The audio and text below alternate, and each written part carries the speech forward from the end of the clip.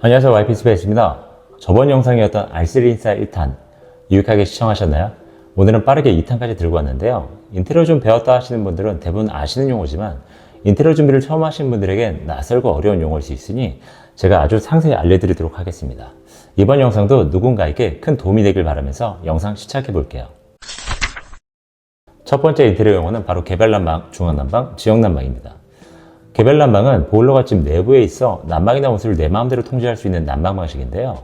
개별난방은 대부분 알고 계신 듯한데 문제는 지역난방과 중앙난방을 헷갈려 하시는 분들이 은근 계시다는 거예요. 간단히 설명해 보자면 지역난방은 지역 열병합 발전소에서 뜨거운 물을 보내주면 아파트에서 그 물을 다시 각 세대로 보내주는 방식이고, 중앙난방은 아파트 자체적으로 뜨거운 물을 만들어서 각 세대에 보내주는 방식인데요. 사실 우리 집만을 위해 단독으로 보일러를 돌리는 개별 난방보다는 마치 공동구매처럼 한 번에 난방수를 만들어내 각 세대별로 공급하는 지역 난방과 중앙 난방이 더 경제적이긴 해요. 하지만 경제적이라는 장점에도 불구하고 중앙 난방은 많은 분들이 불편해하고 꺼려하는 방식인데요.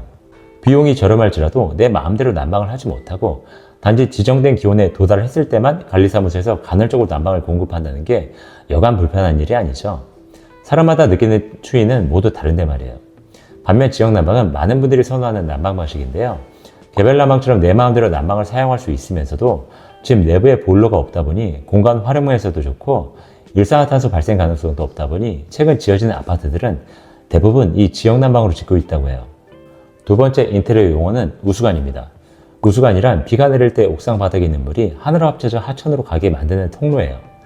옥상에서부터 각 층마다 연결되어 1층으로 내려오기 때문에 없애거나 위치를 이동시키는 건 불가능해요. 가끔 세탁실 베란다가 아닌 안방 베란다에 세탁기를 두고 싶어 하시는 분들이 계신데 대부분의 관리사무소에서는 안방 베란다에 세탁기를 두는 걸 금지하고 있어요. 왜 금지하는지 궁금하시죠? 이유는 간단해요. 안방 베란다에는 별도의 오수배관이 없고 오로지 빗물이 내려가는 우수관만 있기 때문이에요. 그러니까 세탁기가 안방 베란다로 가게 되면 세탁물을 우수관에 버릴 거라고 생각하기 때문에 반대를 하는 거죠. 다 같은 물인데 아무 데나 버리면 되는 거 아닌가? 라고 생각하실 수도 있지만 우수관을 통해 흘러가는 빗물은 오염된 물이 아니기 때문에 바로 하천으로 흘러가고, 세탁물 같은 오수는 하수 처리장으로 가야 하기 때문에 다 같은 물이 아니긴 해요.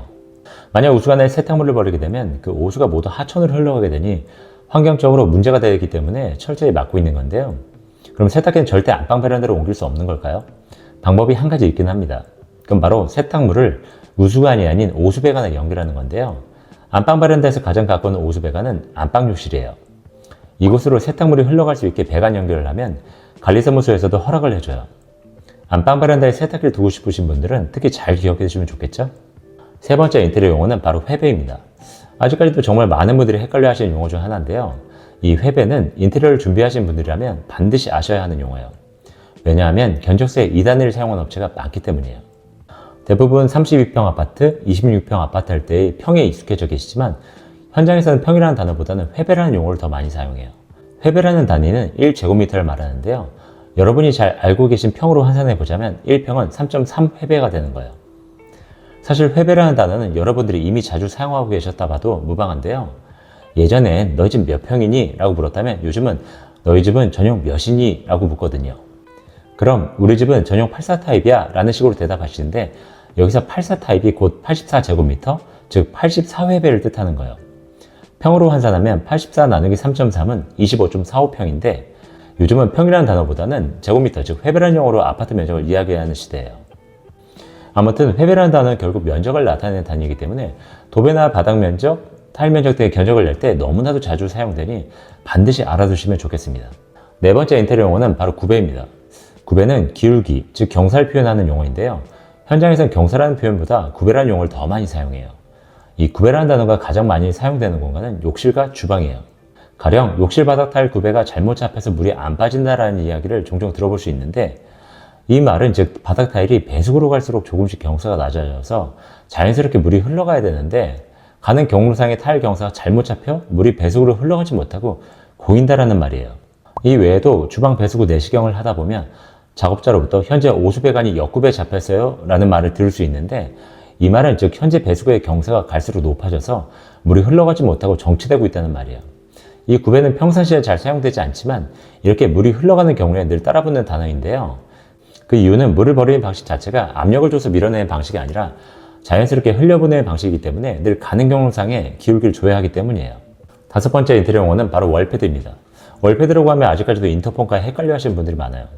인터폰은 대부분 중앙 현관문을 열어주거나 현관문 앞 신원 확인 또는 경비실 직통 연결 등 거주하면서 반드시 필요한 부분만 있는 반면에 월패드는 굉장히 많은 기능들이 추가로 들어있는데요.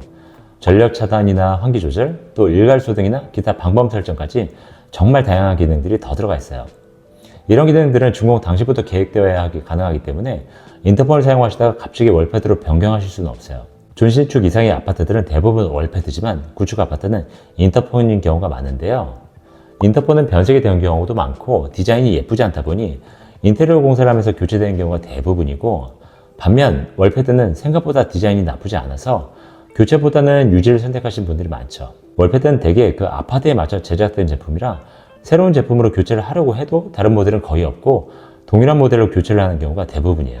인테리어 용어 여섯 번째는 통신함입니다.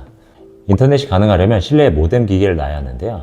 구축의 경우에는 통신함이 실내에 별도로 없어서 모뎀을 벽걸이 TVT나 TV장에 둬야 하는데, 준신축 이상의 아파트들은 통신함이 실내 어딘가에 있어서 모뎀을 그 안에 예쁘게 넣어둘 수 있어요.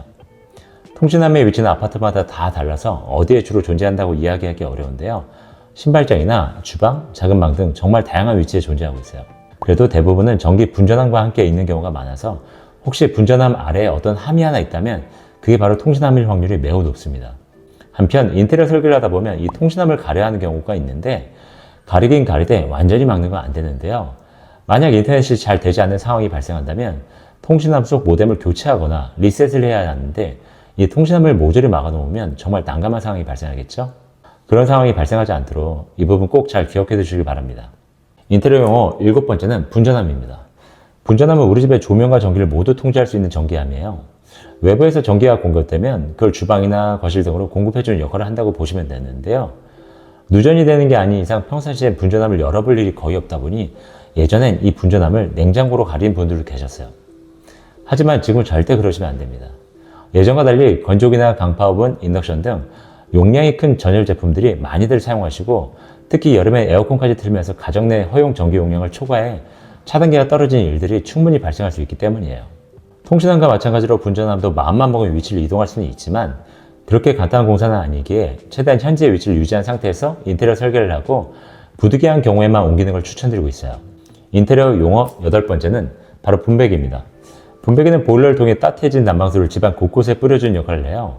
특별한 경우를 제외하고는 주방 싱크대 하단에 위치해 있는 경우가 대부분인데요. 이 분배기는 너무 오래되면 교체를 하기도 하지만 대부분은 그대로 사용하시는 경우가 많아요. 저 역시 지금 나오는 분배기가 예전 분배기에 비해 기능이 훨씬 좋아졌더라고 한다면 교체를 하겠지만, 물을 분배하는 일 자체가 단순한 방식이다 보니 예전에 비해 현재 제품들이 특별히 나은 점이 없어서 교체를 무조건 권장하지는 않고 있어요. 단 주방 설계를 하다 보면 분배기 때문에 좋은 구조가 나오지 않는 경우도 있어서 그런 경우엔 분배기를 이동하기도 해요. 아직까지 많은 분들이 물에 대한 공포가 심해서 분배기 이동을 굉장히 꺼려 하시는데요. 아무래도 배관들을 모두 연장하다 보니 연결부가 많이 생겨서 그 부분들에 누수가 생길 가능성이 있긴 하죠. 하지만 구데기 무서워서 장을 못 담그는 것처럼 잘 발생하지 않은 일에 대해서 너무 크게 걱정하시면 아무것도 할 수가 없어요. 비행기 사고가 날까봐 해외여행을 안 가지는 않으시는 것처럼 분배기 이동에 대해 지나치게 걱정하지 마시고 꼼꼼한 일처리와 책임감을 모두 갖춘 인테리어 업체가 일하신다면 믿고 가셔도 되는 부분입니다. 이렇게 해서 알아두면 쓸데있을 인테리어 용어 사전 2탄까지 만나봤는데요. 오늘 설명드린 인테리어 용어들은 실제로 제가 상담하거나 미팅을 할 때 자주 사용하는 단어들이니 저뿐만 아니라 대부분의 인테리어 업체들도 입버릇처럼 사용하는 용어들일 거예요. 그러니 이번 영상도 잘 공부하시면 어느 업체와 상담하셔도 이해가 잘 되실 거라 생각합니다. 오늘도 시청해주셔서 감사드리고 그럼 다음 영상에서 뵙겠습니다. 감사합니다.